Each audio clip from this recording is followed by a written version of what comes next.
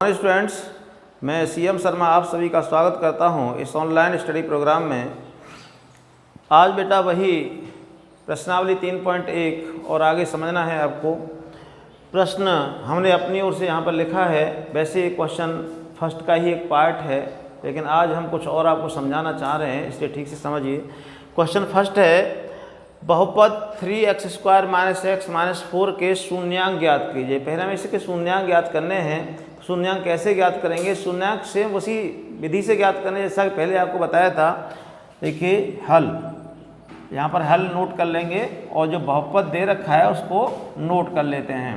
3x² - x - 4। अब हम इसके क्या करेंगे? गुणनखंड करेंगे। गुणनखंड करने के लिए ये 3x² आ गया, फिर माइनस का साइन आ गया।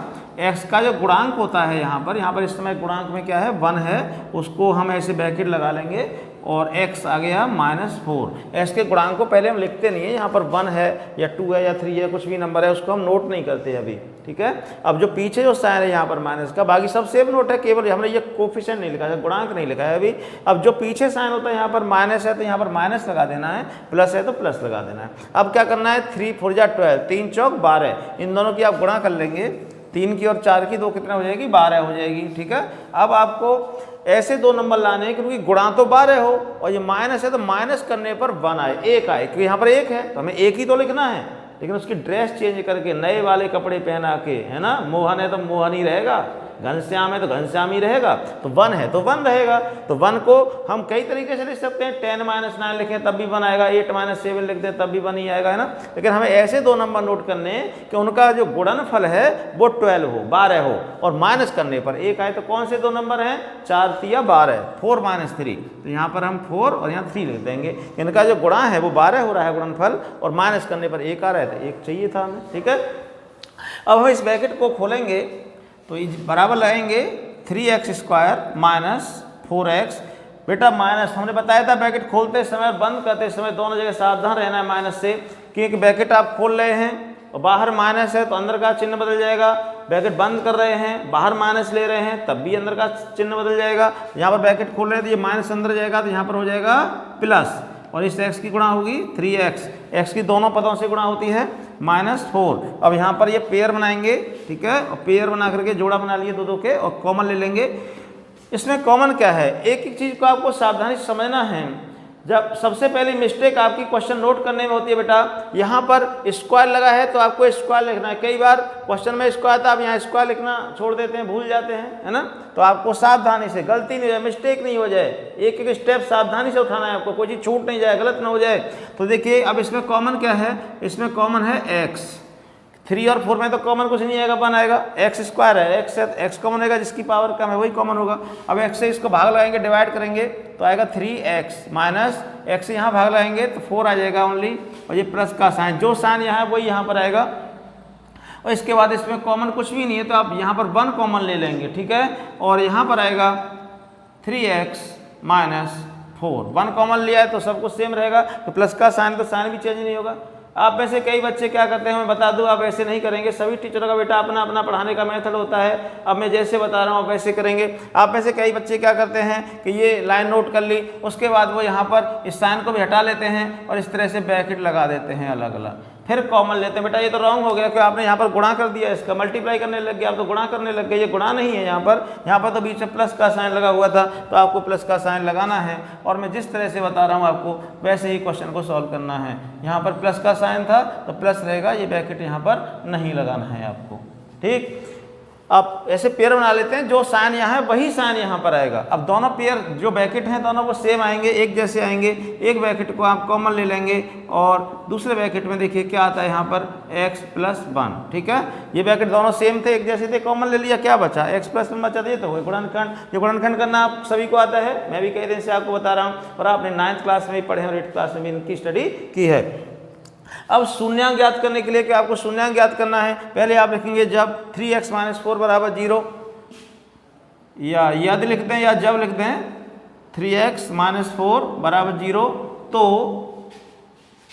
3x = 4 उधर जाएगा, राइट साइड में प्लस का हो जाएगा, और x बराबर 4/3। तो एक तो शून्यांक ये हो गया इसका, फिर दूसरा यदि अब सेकंड ब्रैकेट के बराबर 0 ले लेंगे, शून्यांक याद करना है तो बराबर 0 लगा देंगे, x + 1 बराबर 0, तो x बराबर -1, ये इसका दूसरा शून्यांक हो गया। देखिए एक तो फर्स्ट ब्रैकेट के बराबर 0 रखा तो x की वैल्यू आ गई 4/3, जब सेकंड x + 1 बराबर 0 रखा तो x बराबर आ गया -1, तो ये दोनों शून्यांक हो गए। ठीक है, लास्ट में लिख देंगे अतः दिए हुए बहुपद के शून्यांक -1 और 4/3 हैं आंसर। ठीक, तो मुझे पता है कि इतना आप सभी को आता है ना बेटा। आप कह रहे होगे सर आपने नया क्या बताया है। बेटा देखिए अब हम इस क्वेश्चन का कन्वर्स उल्टा लेंगे, अपोजिट विलोम, इसलिए हमने एक क्वेश्चन लिया था यहाँ पर। अब देखिए जैसे कि आपको बहुपद दिया था, हमने उसके शून्यांक ज्ञात कर लिए हैं और मैं आपको इसके शून्यांक दे देता हूँ। ये तो बहुपद ज्ञात करना है आपको, वो कैसे ज्ञात करेंगे। जैसे आपसे कह दिया जाए यदि किसी बहुपद के शून्यांक 4/3 और -1 है तो वो बहुपद ज्ञात कीजिए, तो कैसे ज्ञात करेंगे मैं ये बताना चाह रहा हूँ आपको। देखिए अब मैं इसको यहाँ से रफ कर देता हूँ और क्वेश्चन चेंज कर रहा हूँ। ध्यान रहे कि ये दोनों जो शून्यांक हैं मैं इन दोनों शून्यांकों को लेकर के चलूंगा और ये बहुपद लेकर के आऊँगा। क्वेश्चन चेंज करके मैं लिख देता हूँ यहाँ पर, सेकेंड क्वेश्चन डाल देता हूँ यहाँ पर नेम। देखिए क्वेश्चन नंबर 2 हम इसको कर देते हैं अभी यहाँ पर, और आपको ठीक से समझना है। जैसे हम बहुपद को सॉल्व करके शून्यांक लेके आ गए और शून्यांक आपको दे दिया जाए तो ये बहुपद कैसे आएगा ये आपको समझना है, तो वही हमें आपको बताना है। देखिए प्रश्न हमारा ये फर्स्ट था जैसे अभी मैंने आपको बताया, और मैं अब प्रश्न नंबर 2 कर देता हूँ यहाँ पर, और इसमें लिख देता हूँ कि यदि किसी द्विघात बहुपद के शून्यांक 4/3 और -1 हैं तो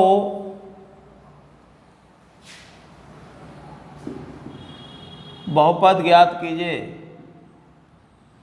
बहुपद ज्ञात कीजिए। ठीक है, ये अपना क्वेश्चन हो गया। देखिए अभी हमने बहुपद को सॉल्व किया तो शून्यांक आ गए थे और अब हमने वही शून्यांक ले लिए हैं और हमें बहुपद ज्ञात करना है, तो किस तरह से ज्ञात करेंगे ये आपको समझना है। ये मत कहना कि ऐसा क्वेश्चन बुक में नहीं है, ये आपके सिलेबस में है क्वेश्चन, ये ध्यान रहे सभी बच्चे ये समझ लेना कि जो क्वेश्चन मैं आपको बता रहा हूँ ये क्वेश्चन आपके सिलेबस में है। ठीक है, आपका सेकंड क्वेश्चन भी बताएंगे लेकिन उससे पहले आपको इसको ठीक से समझना है। तो ये दोनों शून्यांक आपको दे रखे हैं, तो बहुपद कैसे ज्ञात करेंगे। तो बहुपद ज्ञात करने के लिए यहाँ पर भी कई मेथड हैं। ठीक है, तो मैं आपको कैसे बताऊँगा इसको। देखिए यहाँ पर हल नोट कर लेते हैं यहाँ पर। ठीक है, तो एक तो इससे हमें बहुपद ज्ञात करना है, तो एक तो डायरेक्टिव मेथड है और एक फॉर्मूला, मैं फॉर्मूले का यूज करके बताऊंगा पहले आपको। तो हम यहाँ पर लेट कर लेंगे, मान लेंगे, माना कि बहुपद का शून्यांक, बहुपद का शून्यांक अल्फा बराबर 4/3 और बीटा बराबर -1 है। क्योंकि आपको पता है द्विघात बहुपद को जब हम सॉल्व करते हैं, हल करते हैं, तो उसके दो शून्यांक आते हैं। एक शून्यांक को हम अल्फा और दूसरे शून्यांक को हम बीटा मान लेते हैं। तो हमने मान लिया कि ये अल्फा है और ये क्या है, बीटा है। ठीक है, अल्फा = 4/3 और बीटा = -1। अब हमारे पास दो फॉर्मूले होते हैं। हम जानते हैं कि शून्यांकों का योग, शून्यांकों का योग अल्फा प्लस बीटा बराबर होता है -b/a। सभी को याद है ना ये। इसमें आप वैल्यू रख दीजिए। अल्फा की वैल्यू क्या है 4/3, यहाँ पर आ जाएगा 4/3 प्लस बीटा की वैल्यू है -1 बराबर -b/a। ठीक है, अब इसका एलसीएम ले लीजिए, सॉल्व कर लेते हैं। तो एलसीएम आ गया 3, तो ये हो गया 4 - 3 = माइनस बी अपॉन ए। ये सब्ट्रैक्ट करेंगे तो 1/3 is equal to minus B upon A, ठीक है। और इस माइनस को इधर ले आएंगे तो ये हो जाएगा -1/3 बराबर बी अपॉन ए, या ऐसे लिख सकते हैं कि B upon A is equal to -1/3। तो यहाँ पर हम फर्स्ट नंबर डाल देंगे इसको। आया बेटा समझ में? दो शून्यांक है, एक अल्फा एक बीटा है, तो हमारे पास दो फॉर्मूले भी हैं। एक है शून्यांकों का योगफल अल्फा प्लस बीटा बराबर माइनस बी अपॉन ए, दूसरा है शून्यांकों का गुणनफल अल्फा इंटू बीटा बराबर सी अपॉन ए। तो अभी हमने अल्फा प्लस बीटा बराबर माइनस बी अपॉन ए लगाया है, इसमें अल्फा और बीटा की वैल्यू रख दी, सरल करते चले गए तो B upon A is equal to आ गया फर्स्ट नंबर। और हमें पता है कि शून्यांकों का गुणनफल, अब हम डालेंगे यहाँ पर सेकंड फॉर्मूला लिखेंगे, यहाँ पर शून्यांकों का गुणनफल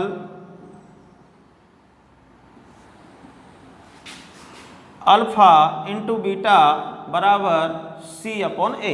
ये याद है ना सभी को? इसमें वैल्यू रख दीजिए। अल्फा कितना है देखिए 4/3, तो यहाँ 4/3 आ जाएगा, इंटू बीटा कितना है -1 बराबर सी अपॉन ए। ये गुणा करेंगे तो ये हो गया -4/3 बराबर सी अपॉन ए, या इसको लिख लेंगे आप C upon A is equal to -4/3।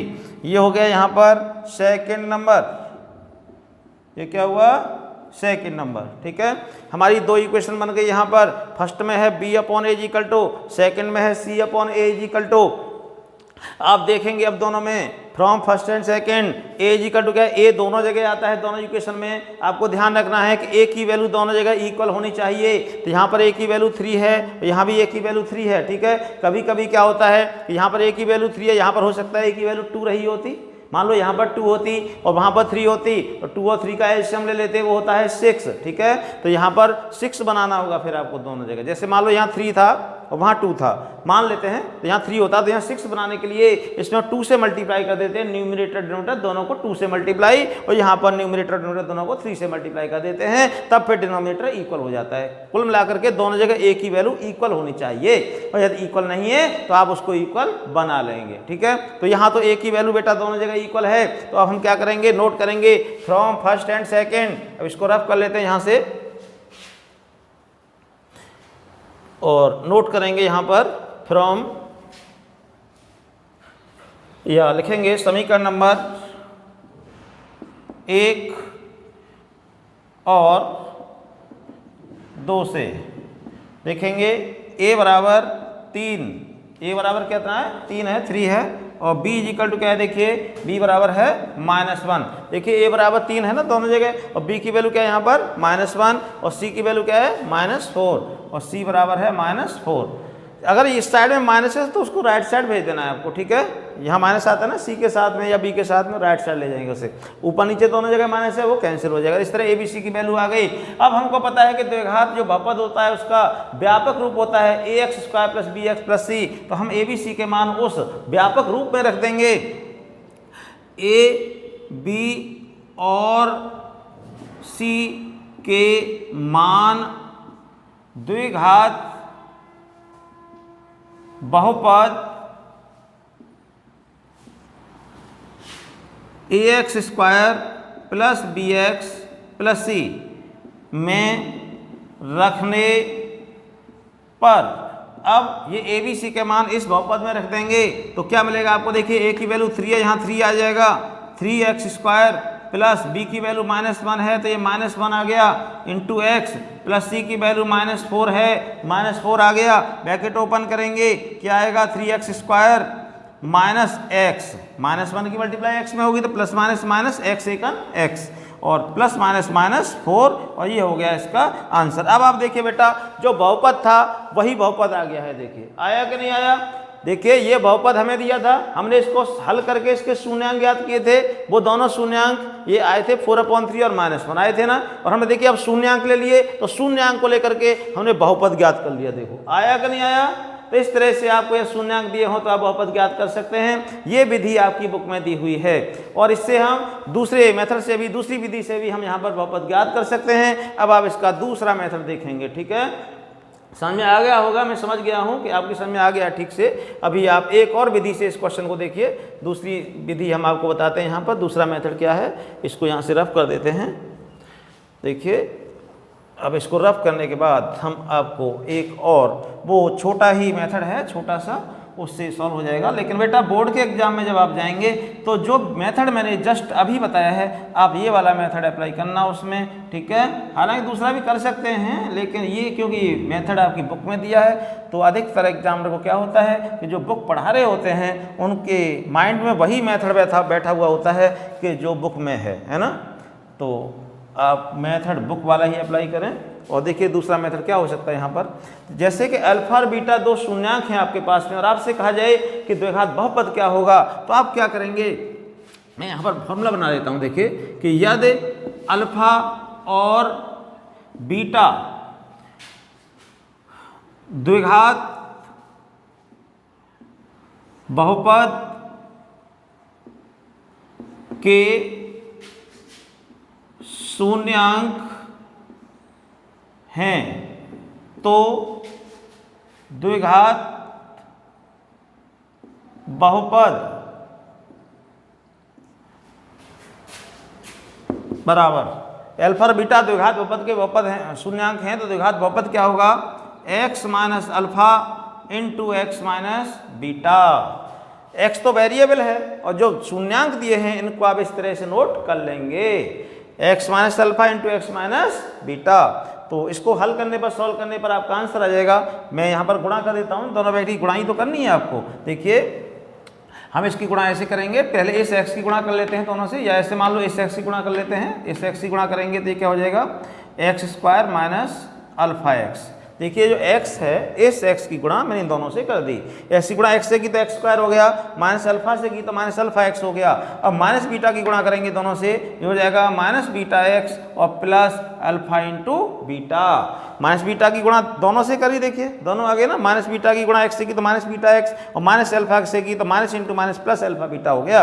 और इसको हम ऐसे लिख सकते हैं एक्स स्क्वायर माइनस, देखिए ये दोनों जो टर्म है यहाँ से यहाँ तक, इसमें एक्स कॉमन है, इधर से तो माइनस कॉमन ले लेता हूँ, तो यहाँ पर आ जाएगा alpha plus beta into x plus alpha into beta. इसमें से माइनस कॉमन ले लिया है हमने बाहर और जो एक्स था वो भी कॉमन ले लिया है, तो ये इसका एक फॉर्मूला बन के तैयार हो गया। ये क्या हो गया, फॉर्मूला। द्विघात बहुपद के शून्यांक अल्फा और बीटा के बन हैं, तो द्विघात बहुपद होगा x square minus sum of, मतलब शून्यांकों का योग गुणा एक्स प्लस शून्यांकों का गुणनफल। तो ये एक फॉर्मूला बन गया। इस सूत्र में भी रख करके आप द्विघात बहुपद को ज्ञात कर सकते हैं। यहाँ पर अल्फा और बीटा दोनों आपके पास में हैं, आप ये दोनों वैल्यू इस सूत्र में रख के सॉल्व करेंगे तो भी आपका सही आंसर आ जाएगा। आया समझ में? तो हमारी दूसरी विधि ये रहेगी, आप यहाँ पर रख लें या यहाँ पर रख लें, जैसे कि ये दोनों शून्यांक हैं अल्फा और बीटा, द्विघात बहुपद ज्ञात करना है तो द्विघात बहुपद बराबर हो जाएगा, इसमें यहाँ लिख देंगे द्विघात बहुपद बराबर होगा एक्स माइनस 4/3 अल्फा है हमारा ये इंटू एक्स माइनस बीटा, और माइनस पहले से तो ये क्या हो जाएगा प्लस, क्योंकि फॉर्मूले में यहाँ पर माइनस आएगा हमारा और वो नंबर भी माइनस का है तो प्लस हो जाएगा। अब आप इन दोनों की गुणा कर देंगे तो गुणा करने पर देखिए क्या आएगा, पहले एक्स की गुणा कर लेते हैं, एक्स स्क्वायर माइनस 4/3x, फिर प्लस 1 की गुणा करेंगे प्लस एक्स माइनस 4/3। अब इसका हम एलसीएम ले लेते हैं, जो 3 आएगा, एलसीएम 3 आ गया, यहाँ बचेगा एक्स स्क्वायर 3x स्क्वायर, क्योंकि 3 एलसीएम आया तो यहाँ तो 1 है, नीचे 3 की गुणा कर देंगे 3x स्क्वायर माइनस यहाँ तो 3 पहले से ही है, किसी गुणा नहीं करनी है, प्लस यहाँ 3 से गुणा करेंगे तो ये 3x हो जाएगा और माइनस 4। ठीक, देखिए 3 एलसीएम आया तो यहाँ 3 से गुणा करना पड़ा हमको, यहाँ पर 3 पहले से यहाँ किसी गुणा नहीं करनी, यहाँ 3 से गुणा करना पड़ेगा, वहाँ किसी नहीं करना है गुणा। तो इसको लिख सकते हैं आप, ऊपर से रफ कर लेते हैं बेटा, तो इधर लिखूंगा तो आपको दिखाई नहीं देगा, यहाँ से रफ कर लेते हैं इसको और देखेंगे आप यहाँ पर क्या आएगा, 3x स्क्वायर माइनस एक्स, देखिए minus 4x plus 3x subtract करेंगे तो माइनस का 1x आएगा, माइनस 4/3। और इसको हम ले सकते हैं, देखिए जी अपॉन में जो कांस्टेंट है इसको आप बाहर ले लेंगे 1/3 और ब्रैकेट में लिख देंगे 3x square minus x minus 4। तो ये तो कांस्टेंट है, आप लिख देंगे लास्ट में। अतः द्विघात बहुपद बराबर 3x square minus x minus 4, तो ये द्विघात बहुपद हो जाएगा। देखिए आगे समय में इस तरह से भी हम द्विघात बहुपद ज्ञात कर सकते हैं। और अब मैं बेटा आपको बताऊंगा आपकी बुक का क्वेश्चन। अब आपकी समझ में बहुत अच्छे से आ गया होगा कि जब हमें शून्यांक दे रखे हों द्विघात बहुपद के, तो हम द्विघात बहुपद किस तरह से ज्ञात करते हैं। अब आप समझेंगे question number 2, second question exercise 5.3 से। ये क्वेश्चन जो मैंने समझाया है आपको, इसको समझाना बहुत ज़रूरी था आपके लिए। आप ये मत कहना कि बुक में नहीं है बेटा। अब आप समझ गए होंगे कि शून्यांक दिए हों तो बहुपद कैसे ज्ञात करेंगे, और बहुपद दिया हो तो हम उसके शून्यांक कैसे ज्ञात करेंगे। आया ना समझ में? हाँ बच्चों, सेकंड क्वेश्चन का हमने सेकंड पार्ट लिया है। सेकंड क्वेश्चन पर भी कई पार्ट हैं, वो सभी सॉल्व करने का एक ही मेथड है सीधे। ये क्वेश्चन क्या है, द्विघात बहुपद ज्ञात कीजिए जिसके शून्यांकों का योग तथा गुणनफल √2, 1/3 है। इसका मतलब क्या है कि यहाँ पर योग और गुणनफल दिया है, तो ये तो शून्यांकों का योग है और यह शून्यांकों का गुणनफल। ठीक है, हल किस तरह से करेंगे आप देखेंगे। हल शून्यांकों का योगफल, शून्यांकों का योग। सबसे पहले योग दिया है अल्फ़ा प्लस बीटा बराबर √2, ये शून्यांकों का योग है। और इसको हम ले सकते हैं यहाँ पर, क्या ले सकते हैं, -b/a बराबर √2। ठीक है, और ले सकते हैं b/a बराबर -√2/1। ये हो गया नंबर 1। और ये शून्यांकों का गुणनफल है, शून्यांकों का गुणनफल अल्फ़ा इंटू बीटा बराबर 1/3, और अल्फ़ा इंटू बीटा होता है c/a बराबर 1/3। ये हो गया नंबर सेकंड। अब आप देखिए, जैसा कि मैंने बताया था कि दोनों जगह a की वैल्यू इक्वल होनी चाहिए। यहाँ a की वैल्यू 3 है, यहाँ पर a की वैल्यू 1 है, तो वहाँ 3 बनाना है। 3 कैसे बनेगा, यहाँ 3 से मल्टीप्लाई कर देते हैं, गुणा कर देते हैं। आप लिखेंगे समीकरण नंबर 1 से, आप उसमें 3 से गुणा करते हैं ऊपर नीचे से, इस पर कोई असर नहीं पड़ेगा। ये हो जाएगा b/a बराबर -3√2/3। देखिए ऊपर नीचे 3 से गुणा कर दिया, इससे इस पर कोई असर नहीं पड़ेगा, क्योंकि 3 से 3 को काटेंगे तो वही नंबर आ जाएगा। और ये हो जाएगा हमारा समीकरण नंबर 3, तीसरा समीकरण हो गया। आप लिखेंगे आप फ्रॉम सेकंड एंड थर्ड, दूसरे और तीसरे से, समीकरण नंबर 2 और 3 से, दोनों से देखेंगे तो a बराबर क्या है, 3 है, a बराबर 3 आ गया दोनों जगह। b = -3√2 और c = 1। देखिए a बराबर 3, b बराबर -3√2 और c बराबर 1 आ गया है। अब a b c की वैल्यू जो द्विघात बहुपद का व्यापक रूप होता है उसमें रख देंगे। लिखेंगे कि अब a, b और c के मान द्विघात बहुपद के व्यापक रूप में रखने पर, आपको यहाँ पर लिखना है कि अब a, b और c के मान द्विघात बहुपद के व्यापक रूप ax² + bx + c में रखने पर a, b और c के मान, ठीक है, इसमें रखने पर तो a की वैल्यू क्या है 3, ये हो जाएगा 3x² प्लस b की वैल्यू क्या ही है -3√2 इंटू x अपने प्लेस पर, और c की वैल्यू है 1। ब्रैकेट खोल देंगे, ये आ जाएगा 3x² -3√2x + 1, और ये हो जाएगा इसका आंसर। आया बेटा समझ में? तो आज का वर्क यही रहेगा। आपको सेकंड नंबर के सभी पार्ट पूरे करने हैं बेटा। और वीडियो यदि आपकी बेटा समझ में आ गई हो तो आप हमारी वीडियो को लाइक और सब्सक्राइब कर देंगे, और ये समझ में नहीं आई है तो आप हमें फ़ोन करेंगे और या हमें मैसेज करेंगे। हम आपकी प्रॉब्लम सॉल्व करने के लिए 24 आवर रेडी बैठे हैं। ठीक है, thank you very much, okay bye.